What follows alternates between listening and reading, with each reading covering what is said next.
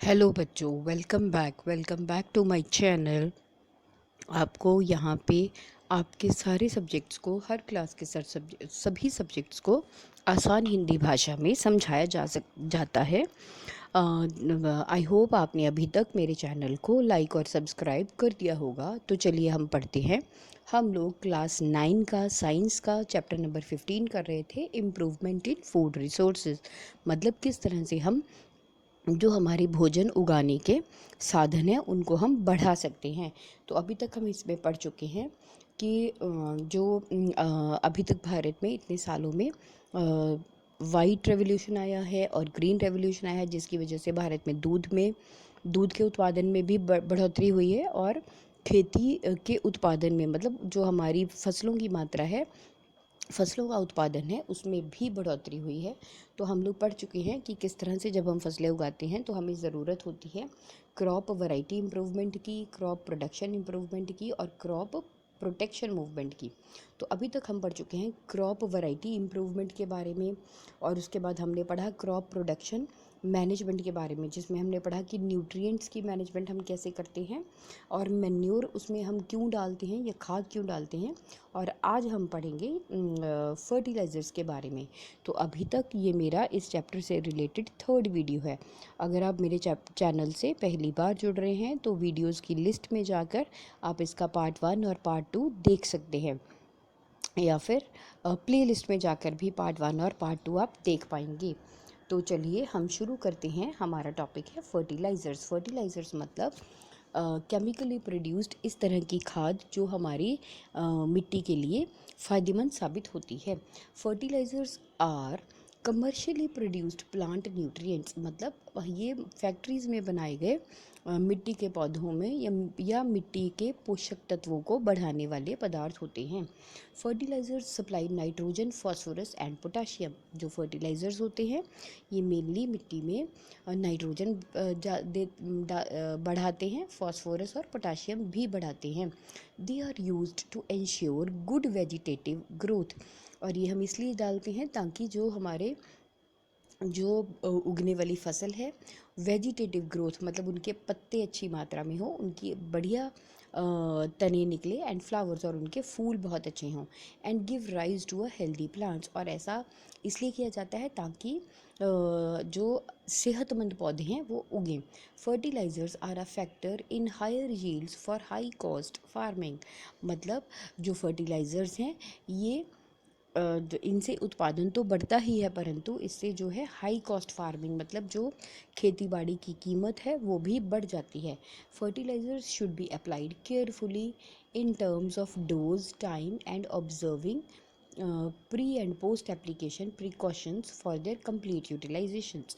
मतलब जो फर्टिलाइज़र्स है वो इस तरह से जाने चाहिए कि वो सही मात्रा में हो, सही टाइम पे डाले जाएं। इसके अलावा फर्टिलाइज़र को डालने से पहले किन बातों का ध्यान रखना चाहिए, और फर्टिलाइज़र्स को डालने के बाद में कही जाने वाली बातों का भी पूरा ध्यान रखना चाहिए, ताकि जब भी हम फर्टिलाइज़र मिट्टी में डालें तो उसका पूरे का पूरा फ़ायदा मिट्टी और पौधे उठा पाएँ।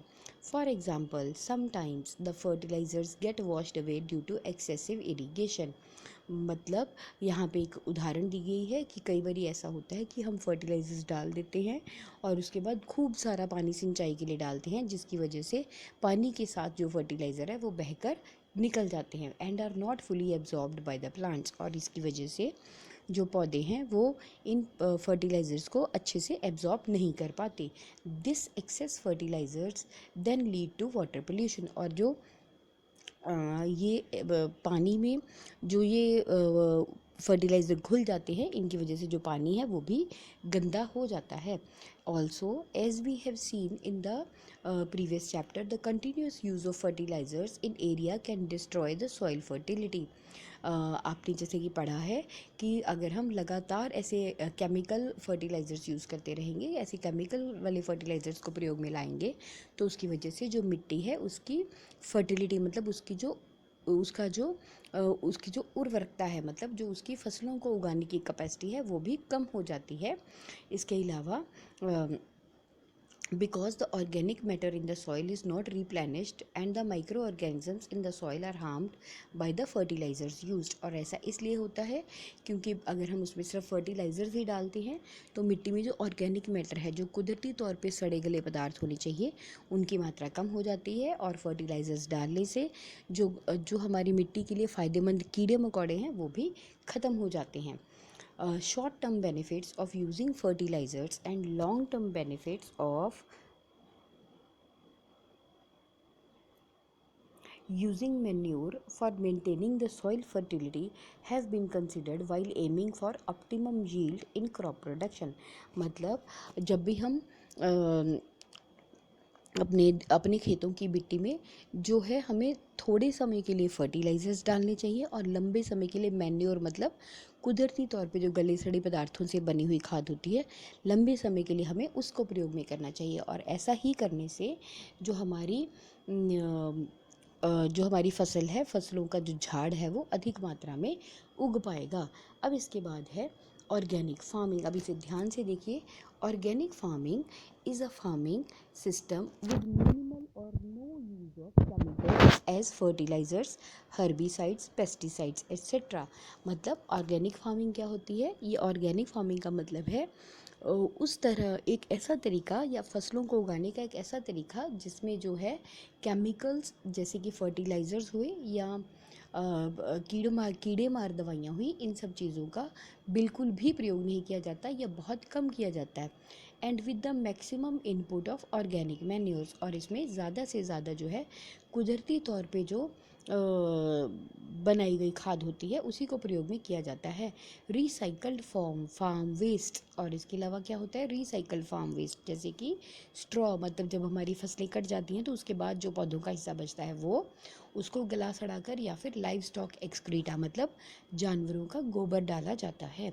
Use of bio agents such as culture of blue green algae in preparation of bio fertilizers, और इसके अलावा कुदरती चीज़ें जैसे कि जो एक हरा और नीला एल्गे मतलब एक तरह की फंगस होती है उसको प्रयोग में लाया जाता है ताकि उसे हम कुदरती तौर पे बनने वाले जो फर्टिलाइज़र्स है वो बनाएं।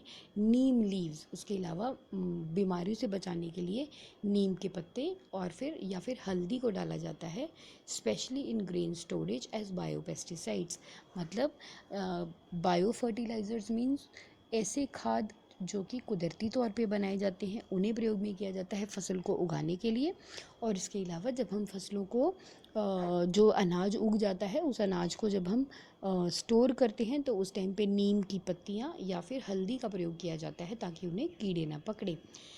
विद हेल्दी क्रॉपिंग सिस्टम्स, इसके अलावा हेल्दी क्रॉपिंग सिस्टम्स मतलब फसल उगाने के अच्छे तरीके अपनाए जाते हैं, हेल्दी तरीके अपनाए जाते हैं, जैसे कि मिक्स्ड क्रॉपिंग मतलब एक टाइम पे एक से ज़्यादा फसलें उगाना, इंटर क्रॉपिंग और क्रॉप रोटेशन, या फिर इंटर क्रॉपिंग मतलब अलग अलग समय पे अलग अलग फसलें जो कि कम समय में तैयार हो जाएं, और क्रॉप रोटेशन मतलब एक ही टाइम पे एक तरह की फसल ना उगाकर अलग अलग तरह की फसलें उगाई जाती हैं जिससे कि जो हमारी मिट्टी है उसके पोषक तत्व बने रहें।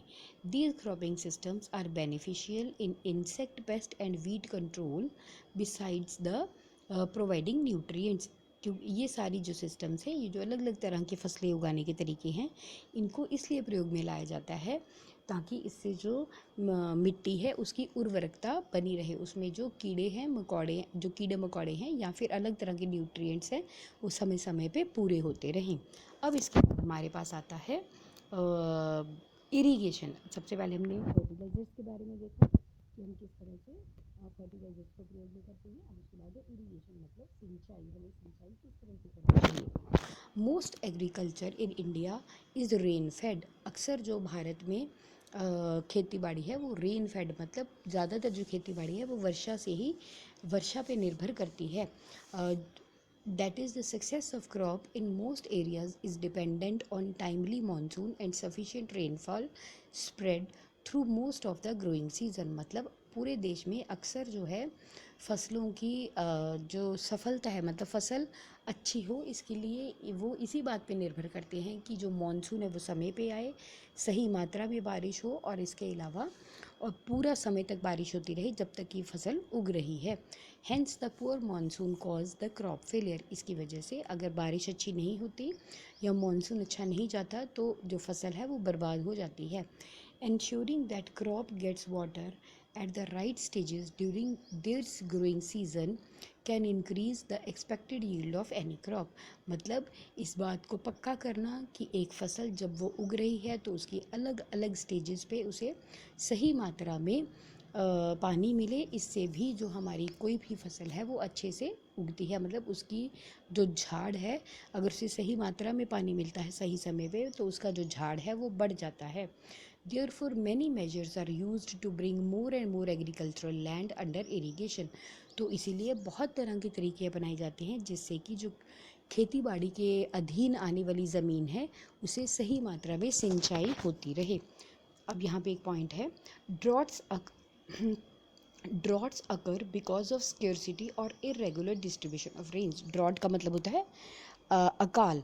अकाल इसलिए पड़ते हैं क्योंकि या अकाल उस जगह पे पड़ते हैं जहाँ पे कि पानी की कमी रहती है। इसके अलावा जो वर्षा है वहाँ पे अच्छे से या सही अंतराल पे नहीं होती। Droughts poses a threat to rain fed farming areas.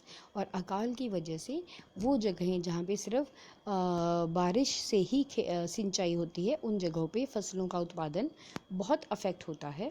Where as farmers do not use irrigation for where farmers do not use irrigation for crop production and depend only on rain। और ये जो खेती ये जो अकाल है ये ज़्यादातर उन्हीं जगहों में होते हैं जहाँ पे कि जो किसान है वो पूरी तरह से वर्षा पे सिंचाई के लिए निर्भर करता है। मतलब उसके पास सिंचाई का ऐसा कोई अलग साधन नहीं होता।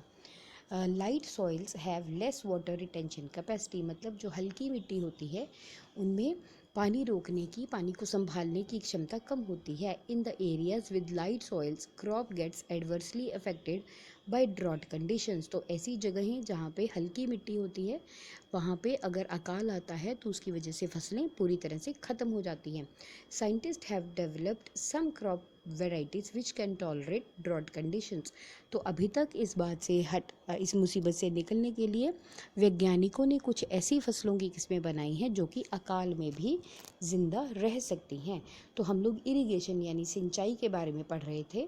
अब यहाँ पे पढ़ते हैं, India has a wide variety of water resources and highly varied climate. मतलब जो भारत है एक ऐसा देश है जहाँ पे बहुत अलग अलग तरह के पानी के स्रोत हैं और इसके अलावा जो मौसम है वो भी बहुत अलग तरह का है। Under such conditions, the several different kinds of irrigation systems are adopted to supply water to agricultural land depending on the kind of water resources available। मतलब तो इस तरह के हालत में अलग तरह के जो इरिगेशन सिस्टम मतलब अलग अलग तरह के जो सिंचाई के साधन हैं उन्हें अपनाया जाता है ताकि हम अलग अलग तरह के मतलब तरीक़ों से जो हमें पानी के रिसोर्सेज अवेलेबल हैं वहाँ से हमारी जो खेत हैं उनको सिंचाई करने के लिए अलग अलग तरीके अपनाए जाते हैं। These includes well. अब कौन कौन सी जगहों से हम सिंचाई के लिए पानी लेते हैं? कुओं से, नहरों से, नदियों से और तालाबों से। अब सबसे पहले है कुएँ। There are 2 types of wells. जो कुएँ हैं वो 2 तरह के होते हैं। मतलब यहाँ पे क्वेश्चन बनता है सोर्सेज ऑफ इरिगेशन कौन से हैं। सबसे पहले है कुएँ, ये 2 तरह के होते हैं, namely dug wells and tube wells. Dug wells मतलब जो खुदाई करके तैयार किए जाते हैं कुएँ, एंड ट्यूब वेल्स मतलब जिनमें नीचे मोटर लगा दी जाती है और ऊपर एक पाइप से पानी आता है। In dug well the water is collected from the bearing strata. जो डग वेल होता है वहाँ पे जो पानी है वो नीचे जो पानी इकट्ठा हुआ होता है वहाँ से किसी तरह से उठाकर लिया जाता है। Tube wells can tap water from the deeper strata. लेकिन जो ट्यूबवेल होते हैं वो ज़मीन की गहराई से भी पानी ले आते हैं। From these wells water is lifted by pumps for irrigation. और इन जो ट्यूबवेल्स होती हैं इसमें वाटर पंप लगाकर सिंचाई के लिए पानी निकाला जाता है। कैनाल है नहरें। This is usually N elaborate and extensive irrigation system. जो नहरें हैं ये बहुत बड़ा और बहुत अच्छे से प्रयोग किए जाने वाला सिंचाई का साधन है। In this system, canals receive water from one or more reservoirs or from rivers। इस केस में जो नहरें हैं वो पानी एक या एक से ज़्यादा तालाबों से लेते हैं या फिर नदियों से पानी लिया जाता है। The main canal is divided into branch canals for having further distributories to irrigate fields. मतलब जो एक बड़ी नहर होती है उसको छोटी छोटी नहरों में आगे तब्दील कर दिया जाता है ताकि वो दूर दूर तक खेतों में सिंचाई कर सकें। River lift system. अब रिवर लिफ्ट सिस्टम क्या है? In areas where the canal flow is insufficient or irregular due to inadequate reservoir release, the lift system is more rational। मतलब ऐसी जगहें जहाँ पे जो नदी में बहता पानी है वो पूरा नहीं होता या कम मात्रा में पानी बहता है, या फिर क्योंकि जो उसके पीछे तालाब है वहाँ पे पानी की मात्रा बढ़ती या घटती रहती है तो पानी लगातार से नहीं मिलता, तो उस केस में ये लिफ्ट सिस्टम जो है ये ज़्यादा अच्छा है। Water is directly drawn from the river for supplementing irrigation in the areas close to the river. तो इस केस में यहाँ पे जो पानी है वो सीधा ही नहर से ले लिया जाता है ताकि नहर के आसपास के जो इलाके हैं वहाँ पे सिंचाई की जा सके। अब इसके बाद हमारे पास है tanks. These are the small storage reservoirs. जो टैंक होते हैं ये छोटे छोटे एक तरह से रेजरवायर्स मतलब छोटे छोटे पानी को इकट्ठा करने के टैंक के तरीके होते हैं, या रेजरवायर्स मतलब छोटे छोटे तालाब होते हैं which intercept and store the run off similar catchment smaller catchment area. और ये जो है ये किसी छोटे क्षेत्र को सिंचाई के लिए प्रयोग में लाए जाते हैं। So fresh initiatives for increasing the water available for agriculture include rainwater harvesting and water shade management. मतलब अक्सर हम अपनी जो भारत में पानी की कमी है इसको दूर करने के लिए आजकल रेन वाटर हार्वेस्टिंग का ज़माना है। मतलब जो बारिश का पानी होता है उसे सही समय पे या बारिश के सीज़न में उसे स्टोर कर लिया जाता है और उसे बाद में अच्छे से प्रयोग में लाया जाता है। This involves building small check dams. तो ये ऐसा इसलिए है, मतलब इसमें हम क्या करते हैं जो छोटे छोटे चेक डैम्स मतलब छोटे छोटे डैम्स बनाते हैं, इसकी वजह से जो पानी है वो ज़मीन के अंदर जो पानी का लेवल है वो बढ़ जाता है, which led to an increase in ground water level. और इसकी वजह से ज़मीन के नीचे का जो पानी है वो भी बढ़ जाता है। The check dam stop the rain water from flowing away. ये जो चेक डैम है ये बारिश के पानी को आगे मतलब बह कर जाने से रोकते हैं and also reduce the soil erosion. और इसके अलावा इनकी वजह से जो मिट्टी है जो मिट्टी बह कर चली जाती है वो मिट्टी का बहना भी बंद होता है। अब थर्ड पॉइंट मतलब अब हमारे पास नेक्स्ट पॉइंट आता है जो हमारी क्रॉप की प्रोडक्शन है उसकी मैनेजमेंट में। हमारा अगला पॉइंट है क्रॉपिंग पैटर्न्स। मतलब अलग अलग तरह से फसलों को उगाना। Different ways of growing the crops can be use to give maximum benefit. मतलब अलग अलग तरीके से फसलों को उगाया जाता है जिससे कि हमें ज़्यादा से ज़्यादा फ़ायदा मिल सके। Mixed crop is growing two or more crops simultaneously on the same piece of land. Mixed cropping. अब मिक्स्ड क्रॉपिंग क्या है? मतलब एक या दो से ज़्यादा फसलें एक ही ज़मीन पे उगाना। फॉर एग्ज़ाम्पल वीट प्लस ग्राम, जैसे कि गेहूं के साथ चना उगाना, और वीट प्लस मस्टर्ड मतलब गेहूं के साथ सरसों उगाना, और ग्राउंडनट प्लस सनफ्लावर या फिर मूंगफली के साथ जो सूरजमुखी के फूल की फसल है वो उगाना। This reduces the risk and give some insurance against failure of one of the crops. इसकी वजह से जो किसान है उसकी रिस्क मतलब फसल उगाते समय जो खतरे हैं वो कम हो जाते हैं, या इसके अलावा उसे ये एक तरह से चांस भी देता है कि अगर उसकी एक फसल अच्छी ना हुई तो दूसरी फसल से उसे कमाई हो जाएगी। अब इसके बाद है intercropping. Intercropping is growing two or more crops simultaneously on the same field in a definite pattern. मतलब इंटरक्रॉपिंग का मतलब है दो से ज़्यादा फसलें एक ही समय पे खेत में उगाना। डेफिनेट पैटर्न मतलब एक खास तरीके से उगाना। Few rows of one crop alternate with the few rows of second crop. मतलब एक फसल की कुछ लाइनें उगाना फिर उसके बाद दूसरी फसल की कुछ लाइनें उगाना। फॉर एग्ज़ाम्पल सोयाबीन प्लस मेज़ और फिंगर मिलेट प्लस काउपी। मतलब बाजरा और लोबिया इकट्ठा उगाना, या फिर सोयाबीन के साथ मकई उगाना। तो these crops are selected such that their nutritional requirements are different, और ये फसलें इस तरह से ली जाती हैं क्योंकि उनकी अलग अलग उनकी मतलब एक ही समय पे उन्हें अलग अलग पोषक तत्व चाहिए होते हैं। This ensures the maximum utilization of the nutrients supplied, और इसकी वजह से जो पोषक तत्व मिट्टी में होते हैं वो अच्छे से प्रयोग में लाए जाते हैं। It also prevents pest and diseases from spreading to all plants belonging to one crop in the field. तो इसकी वजह से जो मतलब अगर हम कुछ लाइनें एक फसल की फिर कुछ लाइनें दूसरी फसल की उगाते हैं, फिर हम कुछ लाइनें एक और पहली वाली फसल की उगाते हैं, तो इस केस में अगर किसी एक लाइन को या किसी एक क्षेत्र को कोई बीमारी लगती भी है तो वो दूसरी उसके आगे दूसरी फसल उगी होने की वजह से वो बीमारी ज़्यादा नहीं फैलती है।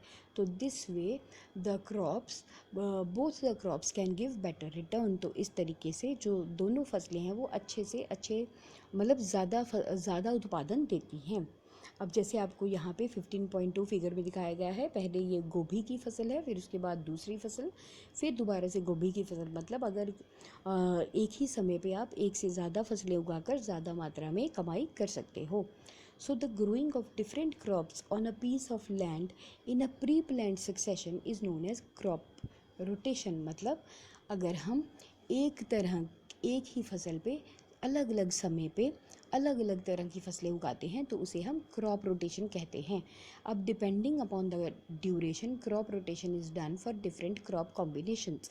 अब एक कोई भी फसल उगने में कितना समय लेती है, तैयार होने में कितना समय लेती है, इसी पे बेस जो है हम अलग अलग तरह की फसलें उगाते हैं। The availability of moisture and irrigation facilities decide the choice of crop to be cultivated. अब कितना किस समय में हवा में कितना नमी रहेगी, इसके अलावा किस तरह की हमारी सिंचाई की सुविधाएं हैं, यही चीज़ें इस बात को निर्धारित करती हैं कि हमने एक फसल के काटने के बाद कौन सी फसल उगानी है।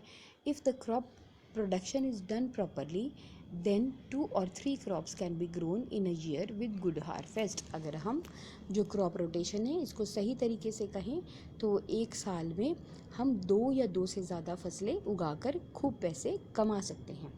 अब हमारे पास लास्ट पॉइंट आता है क्रॉप प्रोटेक्शन मैनेजमेंट। मतलब जब हमने फसलों के लिए सही बीज तो ले लिए, उनको सही तरीके से उगा तो लिया, अब हम उसके बाद उन्हें कैसे संभालेंगे जो हमारी अनाज तैयार होता है। Field crops are infested by large number of weeds, insect, pests and disease.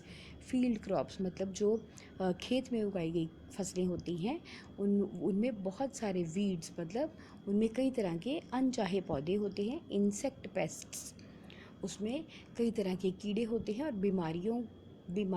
बीमारियां भी हो सकती हैं।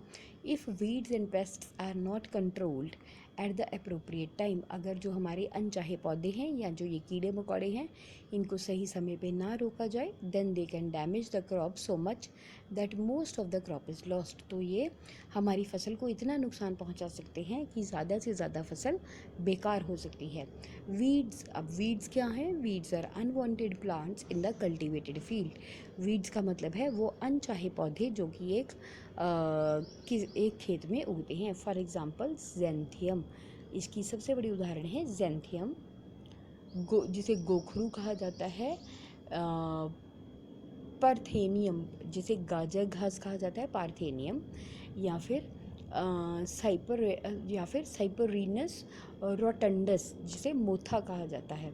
दे compete for food, space and light. और ये जो पौधे हैं अगर ये फसल के साथ उग जाते हैं तो जो पोषक तत्व फसलों को चाहिए, जो सूरज की रोशनी फसलों को चाहिए, तो ये भी उसको लेने की कोशिश करते हैं। Weeds take up the nutrients and reduce the growth of the crop. और इन्हीं जो अनचाहे पौधे हैं ये जो ज़रूरी पोषक तत्व हमारी फसल को चाहिए ये उनको सोख लेते हैं और उसकी वजह से जो फसल है उसकी मात्रा कम हो जाती है। Therefore the removal of weed from the cultivated field during the early stages of crop growth is essential for a good harvest. तो इसीलिए जो ये अनचाहे पौधे हैं इन्हें जो हमारी खेती में उगाई गई फसलें हैं उनमें से निकालना एक सही समय पे बहुत ज़रूरी है ताकि हमें एक अच्छी फसल मिल पाए। Generally insect, pests attack the plant in 3 ways। तो अक्सर ये जो कीड़े होते हैं ये पौधों को 3 तरह से पौधों पे हमला करते हैं। दे कट द रूट, वो पहली बात है जड़ें काट देते हैं। स्टेम एंड लीफ, वो पौधे की जड़ें काट देते हैं, उसकी डंडी काट देते हैं और उसके पत्तों को काटते हैं। उसके बाद है they suck the cell sap from various parts of the plant. इसके अलावा वो जो गूदा रहता है पौधों के अंदर, पौधों के अलग अलग हिस्सों में, वो उस गूदे को चट कर या मतलब सोख लेते हैं, पी जाते हैं। Number 3, they bore into the stem and fruits. इसके अलावा वो जो डंडी होती है, जो तना होता है, उसके बीच में छेद करके उसको ख़राब कर देते हैं, या फिर जो फल उगते हैं उनको भी छेद करके ख़राब कर देते हैं। दे दस affect the health of the crop and reduce the yield. तो इसकी इसी वजह से ये जो है फसलों की सेहत पे असर डालते हैं और उसकी वजह से उत्पादन कम हो जाता है। Diseases in plants are caused by pathogens such as bacteria, fungi and virus।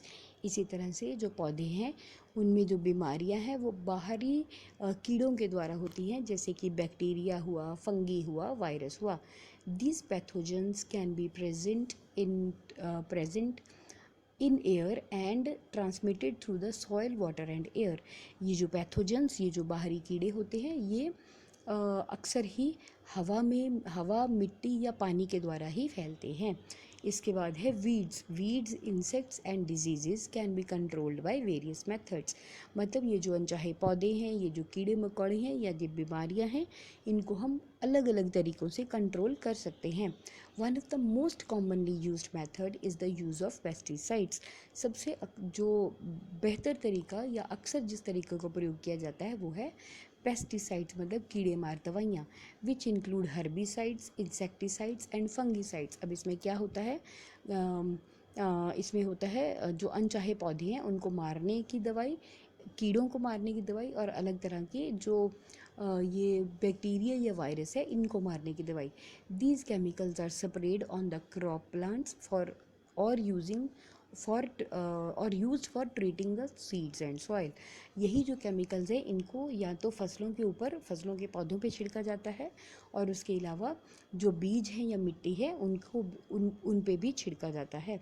However excessive use of these chemical create problems. परंतु ये जो केमिकल्स हैं इनका ज़रूरत से ज़्यादा जो प्रयोग है वो नुकसानदायक होता है। Since they can be poisonous to many plants and animal species and cause environmental pollution. और ऐसा इसलिए होता है क्योंकि इनकी ज़्यादा मात्रा में जो प्रयोग है वो पौधों के लिए जहरीला हो सकता है या फिर जानवरों के लिए जहरीला हो सकता है, और इसकी वजह से जो वातावरण है उसमें भी गंदगी फैलती है।